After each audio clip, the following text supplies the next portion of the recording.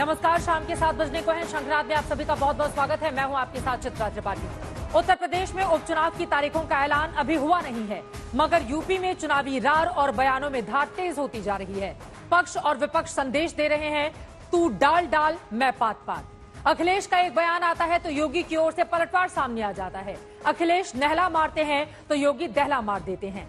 आलम यह है कि दोनों ओर से बयानों के बाढ़ चल रहे हैं। आज योगी आदित्यनाथ अयोध्या के मिल्कीपुर में थे, तो वहीं अखिलेश यादव बहराइच में भेड़िया के हमलों से पीड़ित परिवारों से मिलने पहुंचे। भले ही दोनों के बीच करीब दूरी 105 किलोमीटर की हो, लेकिन जुबानी जंग लगातार जारी रही।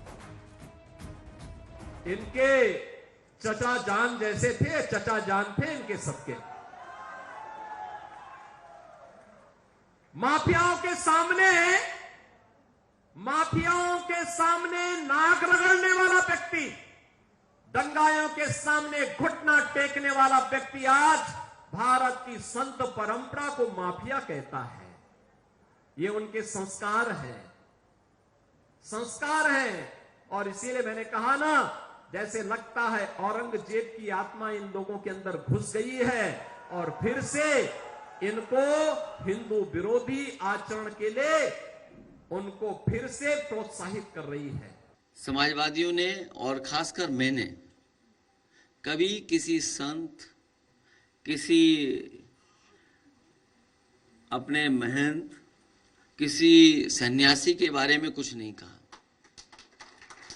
अगर उनको लगता है कि वो शब्द ऐसा है जिसका भाव वो किस रूप में ले रहे हैं, तो हम तो ये कहेंगे कि हमारे उत्तर प्रदेश के मुख्यमंत्री नहीं है, वो मठाधीश मुख्यमंत्री हैं। और फिर मठाधीश मुख्यमंत्री से उम्मीद भी क्या करोगे आप? इसी तरह की भाषा की उम्मीद करोगे? और ये एक दिन से नहीं हुआ है। जब से बीजेपी हारी है तब से कुछ संतुलन गड़बड़ा गया है। कि जैसे कुत्ते की पूंछ सीधी नहीं हो सकती, वैसे ही ये समाजवादी पार्टी के दरिंदे जो बेटियों की सुरक्षा के साथ खिलवाड़ कर रहे हैं, ये कभी ठीक नहीं हो सकते। इनके लिए तो कानून के दायरे में ला करके इन पे शिकंजा कसना पड़ेगा और हमारी सरकार वही काम कर रही है इनके साथ में। नहीं, आप देखिए, मेरी भी तस्वीर देख लो आप और उनकी भी तस्वीर देख लो। माफिया कौन लगे बता दो।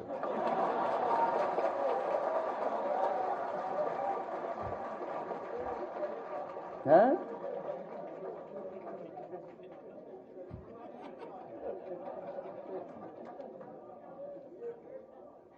और नहीं मानते ये सवाल उनसे पूछ के देख लो।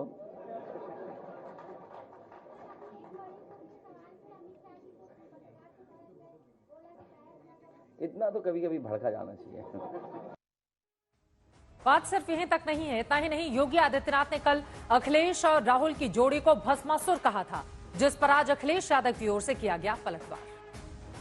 इन लोगों को जब भी जनता जनार्दन ने शक्ति दी है तो इन्होंने उस शक्ति का दुरुपयोग किया है, वैसे ही जैसे किसी कालखंड में भस्मासुर ने किया था। आपकी ताकत से ही आपकी आस्था पर प्रहार। दुर्दांत तो माफिया और अपराधियों के सामने नाक रगड़ते थे और अपने संस्कार के अनुरूप धर्माचार्यों को ये माफिया बोलते हैं।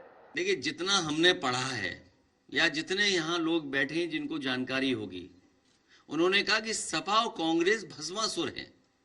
देखिए, भस्मासुर दो नहीं हो सकते। बीजेपी अपने भस्मासुर को ढूंढ रही है।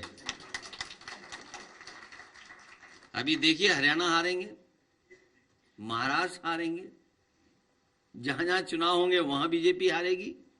कम से कम बीजेपी को अपना भस्मासुर तो ढूंढना चाहिए। दरअसल यूपी का उपचुनाव नाक की लड़ाई बना हुआ है। लोकसभा में यूपी में बीजेपी के बिगड़े गणित ने सियासी खेल को दिलचस्प बना दिया है। यही कारण है कि उपचुनाव को विधानसभा चुनाव का सेमीफाइनल माना जा रहा है। योगी आदित्यनाथ और अखिलेश यादव ने पूरा जोर लगाकर रखा हुआ है। योगी आदित्यनाथ उपचुनाव वाली 10 सीटों पर ताबड़तोड़ दौरे कर रहे हैं। पिछले करीब 1 महीने में योगी 4 बार अयोध्या का दौरा कर चुके हैं, क्योंकि अयोध्या लोकसभा में मिली हार का बदला वो लेना चाहते हैं, जहां बीजेपी सबसे ज्यादा घिरी हुई है।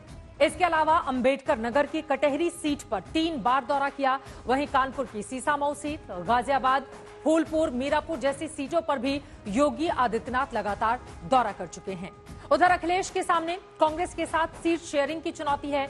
यही कारण है कि वहां भी अलग अलग सीटों को लेकर समीक्षा की जा रही है।